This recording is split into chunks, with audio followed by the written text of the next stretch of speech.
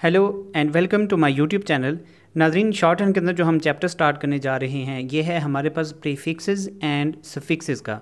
सबसे पहले हम प्रीफिक्सेस पढ़ेंगे, उसके बाद जो है इससे आगे हम सफिक्सेस पढ़ेंगे। प्रीफिक्सेस क्या चीज़ है, सफिक्सेस किसे कहते हैं, इन दोनों टर्म्स को समझने के लिए सबसे पहले हमें ज़रूरी है कि हमें अफिक्स का पता हो। अफिक्स ऐसे साउंड्स होते हैं, ऐसे वर्ड्स होते हैं या ऐसे सिलेबल होते हैं जो किसी वर्ड के स्टार्ट में लगकर या लास्ट में लगकर उसका मीनिंग चेंज कर देते हैं, उनको बोलते हैं हम अफिक्स या फिर अफिक्सेस।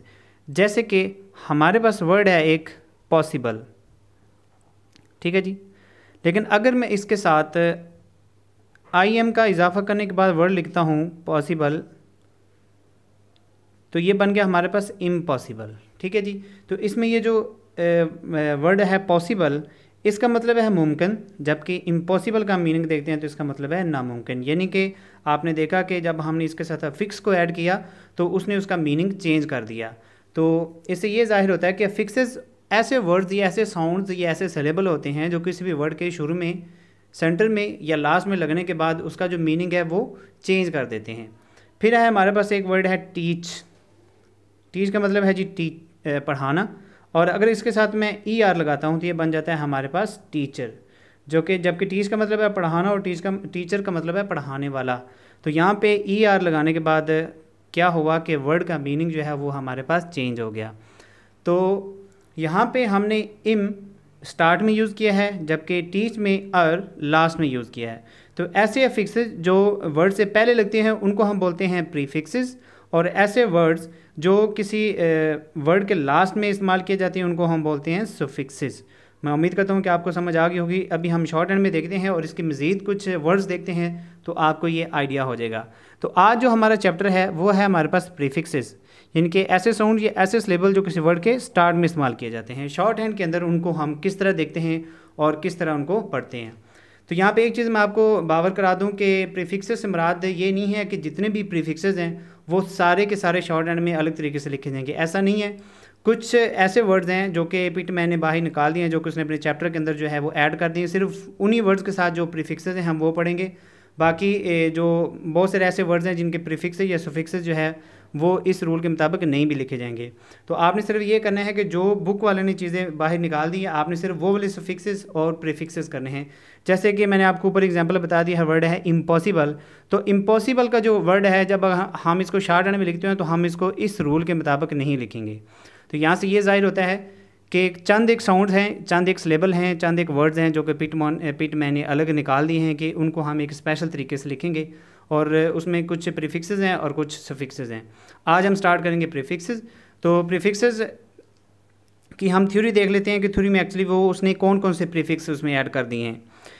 तो यहाँ पे ये बता रहा है कि the prefix com, CON con, फिर है हमारे पास कॉम, यानी कि ये दो साउंड है आगे हमारे पास, कॉन और कॉम। कॉन से मतलब जैसे वर्ड है हमारे पास कंडीशन, ठीक है जी, और कॉम से वर्ड जैसे हमारे पास है कॉमोडेट, कॉमोडेट कह रहा हूँ, कंपनी, COMPANY कंपनी, यह वर्ड है हमारे पास कॉमन। ठीक है जी, तो इसमें कॉम और कॉन का ये दो साउंड अभी हम पढ़ेंगे। तो यहाँ पे ये बता रहा है कि द प्रीफिक्स कॉन और com is expressed by a dot written first, जो कि एक डॉट के साथ रिप्रेजेंट करेंगे और उसको पहले लिखेंगे at the beginning of N outline, किसी भी आउटलाइन के स्टार्ट में लिखेंगे, एज शोन, जैसे कि उसने नीचे दिखा दिया है। आप देख सकते हैं वर्ड है हमारे पास कंडीशन। तो कंडीशन में जो कौन है इसको हम एक डॉट से रिप्रेजेंट करेंगे, लेकिन डॉट उसने क्या जी आप आउटलाइन के स्टार्ट में लिखेंगे, और फिर स्टार्ट पे कैसे लिखेंगे और वावल की क्या प्लेस होगी उस स्ट्रोक के अंदर। जैसे वर्ड है हमारे पास कंडीशन, तो कंडीशन में आप देखें कौन तो आ जाएगी डॉट, तो नेक्स्ट जो होगा वावल की पहचान वो हम डिशन से करेंगे कि डिशन में कौन सा वावल है। तो डिशन में चूँकि आई आ रहा है उसको हम थ्रू द लाइन लिखेंगे, डिशन लिखेंगे, और फिर आप उसके ऊपर जो है वो कौन की डॉट लगा सकते हैं, या पहले लगा लें या बाद में लगा लें, आपकी मर्ज़ी है। In words beginning with the con और com dot, the first vowel after the prefix determines the position और द आउटलाइन। वही बात कि जब आप कौन या कॉम की डॉट लगाते हैं तो उसके बाद जो आउटलाइन आती है वो डिटर्मन करेगी कि आपने आउटलाइन को किस प्लेस में लिखना है या किस वावल के साथ लिखना है। ठीक है जी, तो पहला वर्ड था हमारे पास कंडीशन, तो इसमें हम डिशन लिखेंगे और फिर कौन की जो है इसमें डॉट लगा देंगे। ठीक है, फिर है हमारे पास कंडक्ट। कॉन की डॉट आ जाएगी और डक्ट जो है हमारा ऑन द लाइन आ जाएगा। अगर आप इसको पहले लिखते हैं और कॉन डॉट बाद में लगाते हैं तो फिर मेरा ख्याल है ज़्यादा आसान है। ठीक है, फिर है कॉन्फिडेंट, फीडेंट, तो कॉन की डॉट आ जाएगी। ठीक है जी। कॉन्फिडेंस,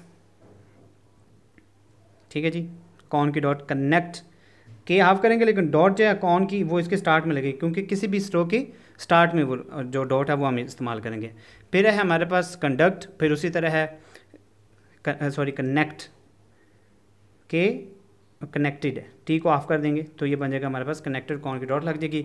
इस तरह ये वर्ड हैं connection, consider, considerable, consideration, considered, considering, contained, consequently. अब ये एक वर्ड है हमारे पास कॉन्सिक्वेंटली। अब कॉन का तो आ जाएगा हमारे पास डॉट, जबकि सिक्वेंटली के लिए हम पूरी स्ट्रोक लिखेंगे और यहाँ पे डॉट लग जाएगी, बन जाएगा हमारे पास कंसिक्वेंटली। इसलिए बाकी वर्ड से आप लोग देख लीजिएगा, कोई वर्ड मुश्किल नहीं है। फिर आ जाते हैं कुछ वर्ड्स कॉम के साथ, जैसे वर्ड है हमारे पास कंपनी। ठीक है जी, कंपनी में क्या है जी, कॉम का डॉट लगेगा, जबकि बाकी की जो आउटलाइन लिखेंगे वो हम पनी के लिखेंगे, तो हम यहाँ पे पनी लिखेंगे, कंपनी। ठीक है जी, कॉम की डॉट लग जाएगी। फिर इस तरह ये बाकी वर्ड्स हैं कमेटी, तो टी थ्रू द लाइन जाएगा क्योंकि इसमें लॉन्ग ई है, तो यहाँ पे ये कॉम की डॉट लग जाएगी। कॉन और कॉम को दोनों को डॉट से रिप्रेजेंट करेंगे और डॉट जो है वो किसी भी स्ट्रोक के स्टार्ट में हम लगाएंगे, और ये डॉट लगाना ज़रूरी है। अगर आप डॉट नहीं लगाएंगे तो फिर आप ये नहीं कर सकते, आपको मालूम नहीं होगा कि इसमें कॉम या कॉन हमने पढ़ना है या नहीं पढ़ना। ठीक है जी, तो ये बाकी वर्ड्स है। कम्युनिटी को देखें, कॉम्यूनिटी, पहले ज़रा इंग्लिश में लिख लेते हैं ताकि आपको क्लियर हो जाएगी कि कॉम कितना है। यहाँ पे कॉम का ये जो साउंड है इसको हम डॉट से रिप्रेजेंट करेंगे, जबकि आगे बन जाता है हमारे पास नीटी, तो ये कम्युनिटी इस तरह बन जाएगा हमारे पास कम्युनिटी। ठीक है जी, इसलिए बाकी वर्ड्स देख लीजिएगा, कंप्लेन, कम्प्लीटली, कंप्लीट, कंप्लाई। तो फिर ये कुछ स्पेशल ऑर्डर उसने बना दिए हैं, ये है कामरस। ठीक है जी, फिर है कमीशन, कहते हैं जी आप इनको कॉम के सामने लिखें, आप इनको पूरा लिखें, कॉमरस। और फिर है हमारे पास कमीशन, कमीशन। ठीक है जी, कहते हैं आप इसको इस तरह लिखें, क्योंकि अगर हम इसमें कॉम डॉट यूज़ करते हैं तो फिर कमीशन में क्या बनता है, सिर्फ शन बनता है, तो शन के साथ शन हम अलग लिख ही नहीं सकते, इसलिए उसने कहा जी आप इसको कमीशन पूरा लिखें। और फिर कामरस है तो लास्ट बन जाता है रस, तो रस हम अकेला इस तरह कॉमरस नहीं लिख सकते, तो कहते हैं आप इस तरह के कन्फ्यूजन से बचने के लिए क्या है कि स्ट्रोक को पूरा लिखें। ठीक है जी, फिर हमारे पास कुछ और प्रीफिक्सेस उसने ऐड कर दिए हैं यहाँ पर। ऊपर हमने पढ़ा था कॉन और कॉम, अब थोड़े से 2-3 साउंड जो है वो और ऐड हो जाएंगे यहाँ पे। फिर कॉन, कॉम और कम और कॉग, कहते जी ये जो 4 साउंड्स हैं आपके पास, ये जब किसी स्ट्रोक के मिडल में आ जाएं तब आप हम इसको कैसे लिखेंगे। जैसे वर्ड है हमारे पास मिसकंडक्ट, मिसकंडक्ट। ठीक है जी, अब इसमें हमारे पास जो प्रीफिक्स है वो कौन यहाँ पे इस्तेमाल हो रहा है। ठीक है, तो अब ये चूँकि मिस और डक्ट के दरमियान में है तो तब आप इसको कैसे लिखेंगे, तब वो ये कहता है कि आप क्या करें, मिसकंडक्ट को कैसे लिखें कि दोनों स्ट्रोक को आप पास पास लिखें, यानी कि वर्ड है हमारे पास मिसकंडक्ट। तो यहाँ पे जो क्योंकि हमने कौन और कौन पढ़ा है, या फिर हम पढ़ेंगे कम और कॉग, इन 4 के अलावा हमारा किसी प्रीफिक्स के साथ वास्ता नहीं है, हमने जो साउंड पढ़ना है हमने उसी को ही लिखना सीखना है। तो इसमें हमारे पास आ जाता है मिसकंडक्ट। अब पहले तो हम मिस लिखेंगे, मिस लिखा, फिर कौन की डॉट के साथ डक्ट लिखेंगे। ठीक है, ये हमारे पास बन जाता है रूल के मुताबिक मिसकंडक्ट। लेकिन यहाँ पे वो एक चीज़ समझाने की कोशिश ये कर रहा है कि जब इस तरह के साउंड्स यानी कौन, कॉम, का, कम और कॉग अगर ये किसी वर्ड के सेंटर में आ जाते हैं और वो फ्रेज़ बन रहा है, तो तब आप क्या करेंगे, दोनों आउटलाइंस को आप करीब करीब लिखेंगे। जैसे ये मिस है तो कंडक्ट इसके बिल्कुल साथ लिखें, तो तब आप कौन या कॉम की डॉट नहीं लगाएंगे। जब 2 आउटलाइंस करीब लिखी जाएंगी उसका मतलब ये होगा कि इसके दरमियान कौन या कॉम, कॉग या कम की डॉट आएगी। ठीक है, तो इसको यहाँ पे वो यही चीज़ बता रहा है कि आप अलग अलग लिखने की बजाय दोनों आउटलाइंस को करीब करीब लिख दें। कौन, कॉम, कॉग और cog in the middle of a word और phrase is express by writing 2 strokes close to each other, कि आप दोनों स्ट्रोक को जब करीब करीब लिखते हैं तो ये वाला जो प्रीफिक्सेस का साउंड है ये भी साथ में ऐड हो जाएगा। जैसे वर्ड है हमारे पास डिसकनेक्ट, तो हम डिस लिखेंगे और कनेक्ट इसके साथ छोटा सा हाफ कर देंगे। ये अब आपकी मर्ज़ी है, आप कनेक्ट इधर भी लिख सकते हैं, आप कनेक्ट जिधर मर्जी लिख दें, नो प्रॉब्लम। रिकन्सीडर, लेकिन कोशिश करें कि रूल के मुताबिक यानी कि वावल के मुताबिक ही लिखें। डिसकंटिन्यूड। ठीक है जी। अनकॉमन, अब ये अन है, कॉमन की भी यही स्ट्रोक है, तो आप इसको करीब करीब लिखेंगे तो ये बन जाएगा अनकॉमन। फिर है डिसकम्फर्ट।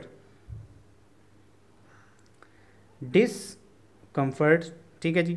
फिर है हमारे पास सरकमफ्रेंस। ठीक है।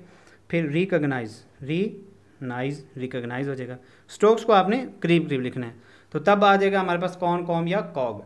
ये तो वो वर्ड्स थे जो इंग्लिश में होते ही साथ साथ इस्तेमाल हैं, लेकिन यहाँ इस रूल के बताने का मतलब ये है कि ऐसा वर्ड, कोई भी वर्ड हो सकता है इंग्लिश के अंदर, और उसके फ़ौरन बाद कॉम या कॉम, कॉन या कॉग डॉट वाला कोई वर्ड आ रहा है, तो आप उस वर्ड को पिछले वर्ड के करीब लिखेंगे, तब भी कौन या कॉम ही हम पढ़ेंगे।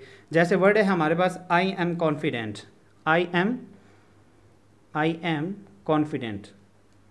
अब ये क्या है कि इंग्लिश में आई एम को हम अलग लिखते हैं, तो कॉन्फिडेंट भी जो है वो अलग लिखा जाता है, लेकिन जो वर्ड हमने ऊपर पढ़े मिसकंडक्ट, जब हम इसको इंग्लिश में लिखते हैं तब ये वर्ड करीब करीब लिखे जाते हैं, यानी कि साथ में लिखते हैं, एक ही वर्ड है, लेकिन यहाँ पे ये 3 वर्ड अलग अलग हैं। अब यहाँ पे वो ये बता रहा है कि जो रूल हमने ऊपर पढ़ा कि स्ट्रोक को आप करीब करके लिखेंगे तो कौन या कॉम ऐड हो जाएगा, यहाँ पे यही बता रहा है कि जब आई एम लिखा आपने और उसके फ़ौरन बाद कौन वाला वर्ड है, तो आप इसको भी इसके करीब लिखते हैं तो वो क्या करेगा, कौन को ऐड कर देगा। ठीक है, ज़रूरी नहीं कि वो वाले वर्ड्स जो कटे इस्तेमाल होते हैं उनके साथ ही ऐड होगा। कौन किसी भी वर्ड के बाद में अगर फ़ौरन बाद वर्ड आ रहा है कौन या कॉम डॉट वाला, तो आप उसको पिछले वर्ड के करीब लिखेंगे तो कौन या फिर कॉम उसके साथ ऐड हो जाएगा। फिर इस तरह बाकी वर्ड है यू विल बी कंपेल्ड, तो इसको हम कैसे लिखेंगे, यू विल बी कंपेल्ड। अब हम यहाँ पे सिर्फ कंपेल्ड लिखेंगे क्योंकि हमने करीब लिख दिया, इसलिए इसके साथ कॉम या कौन इसके साथ ऐड हो जाएगा। ठीक है जी। तो इसके बाद जो है हमारे पास वो प्रीफिक्स हैं हमारे पास एकॉम और एकॉमो, एकॉम एंड एकॉमो। बुक अगर आपके पास ओपन है तो आप इसको रीड आउट कर सकते हैं, थ्योरी को आपको पता चल जाएगा। तो इसमें है हमारे पास एकॉम, एकॉम के वर्ड जैसे अकॉम्प्लिश, पहले हम वर्ड देखेंगे फिर हम थ्योरी पढ़ेंगे ताकि क्लियर हो जाए। अकॉम्प्लिश, फिर है हमारे पास एकोमोडेट।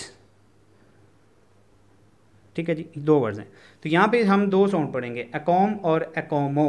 कहता जी जब आपके पास एकॉम और एकॉमो हो तब आप इसको के से रिप्रेजेंट करेंगे। के को चाहे तो आप नेक्स्ट रो के साथ मिला कर लिख दें, चाहें तो इसको डिसजॉइन करके लिखें, जिस तरह लिखना आसान हो। वर्ड है हमारे पास अकॉम्प्लिश, के साथ एकॉम और ये प्लिश इसके साथ ही हम लिखें, क्योंकि ज्वाइन करना थोड़ा आसान है इसलिए हमने साथ लिख दिया। अगर आप इस तरह भी लिख देते हैं तो तब ये अकॉम्प्लिश ही है। फिर अकॉम्प्लिश्ड, इसको हाफ कर देंगे, और फिर है एकोमोडेट, एकोमोडेट यहाँ पे उसने इसको डिसजॉइन लिखा है क्योंकि अगर हम ज्वाइन करके लिखते हैं थोड़ा सा मुश्किल लिखना होता है। फिर है अकॉम्पनी, पीछे था कंपनी तब हमने यूँ लिखा था, उसमें था सिर्फ COM कॉम, लेकिन यहाँ पे है अकॉम्पनी, तो एकॉम के साउंड के लिए क्या है कि हमने उसके लिए के लगाना, तो ये बन जाएगा अकॉम्पनी। फिर है हमारे पास prefix intro, is expressed by NTR, यानी कि एन को डबल करेंगे तो वो इंट्रो को शो करेगा किसी भी वर्ड में अगर उसको डबल किया गया है। जैसे इंट्रोड्यूस, एन को डबल कर देंगे क्या बन जाएगा इंट्रो, और ये इसके साथ लग जाएगा ड्यूस, इस तरह इंट्रोड्यूस्ड ST की लूप लग जाएगी। फिर है हमारे पास मैग्ना, मैग्नी, मैग्ने, 3 प्रीफिक्सेस के साउंड है। वर्ड देख लीजिए पहले, वर्ड है हमारे पास मैग्नेनिमस, मैग्नेनिमस, मैग्निफिशेंट और फिर मैग्नीट्यूड। 3 तरह के वर्ड्स आ गए हमारे पास। एक है हमारे पास मैग्नेनिमस, ठीक है जी। दूसरा है हमारे पास मैग्निफिशेंट, और फिर जो थर्ड साउंड आएगा वो आएगा मैग्नेटाइज। ठीक है जी। तो यहाँ पे अभी हम मैग्ना ये वाला प्रीफिक्स, मैग्नी ये वाला प्रीफिक्स और मैग्ने, ये 3 जो प्रीफिक्स हैं अभी हम इनको देखेंगे कि इनको कैसे लिखना है। जैसे ऊपर एकॉम के लिए के कर दिया, इंट्रो के लिए NTR को कर दिया, यानी कि एन को डबल कर दिया, तो यहाँ पे मैग्ने को क्या है हम M के साथ रिप्रेजेंट करेंगे, लेकिन M हम डिसजॉइन करके लिखेंगे, उसको हम ज्वाइन नहीं करेंगे किसी भी स्ट्रोक के साथ। जैसे वर्ड है हमारे पास मैग्नेनिमस, तो मैग्ने के लिए क्या है हम M लिखेंगे, तो फिर बाकी जो स्ट्रोक बची वो लिखती है निमस, तो हम लिखेंगे मैग्नीनमस। ठीक है, इस तरह हम लिखेंगे। फिर हम मैग्निफिशेंट, तो मैग्नी के लिए और फिशेंट के लिए हम ये लिख देंगे, तो ये बन जाएगा मैग्निफिशेंट।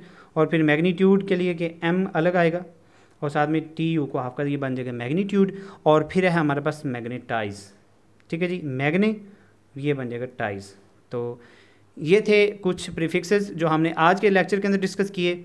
तो इसके साथ जो हमारी एक्सरसाइज है वो 128 है। पहले आपने रूल्स को देखना है, तमाम वर्ड्स की प्रैक्टिस करनी अच्छे तरीके से, हर एक वर्ड का रूल समझना है, किसी चीज़ को समझना है तो काइंडली कमेंट कीजिए, आपको उसका रिप्लाई मिलेगा। और उसके बाद फिर आपने एक्सरसाइज की पहले प्रैक्टिस करनी है, हर एक लाइन की हर एक वर्ड को लिखना सीखना है, फिर आपने रिकॉर्डिंग करनी है और 10 दफ़ा ये काम आपने करना है, यानी कि 128 नंबर की एक्सरसाइज आपने कम से कम 10 दफ़ा लिखनी है। तो आज के लेक्चर में इतना ही काफ़ी, इंशाल्लाह कल हम मज़ीद डिस्कस करेंगे। तो इजाज़त दीजिए, अल्लाह हाफिज़।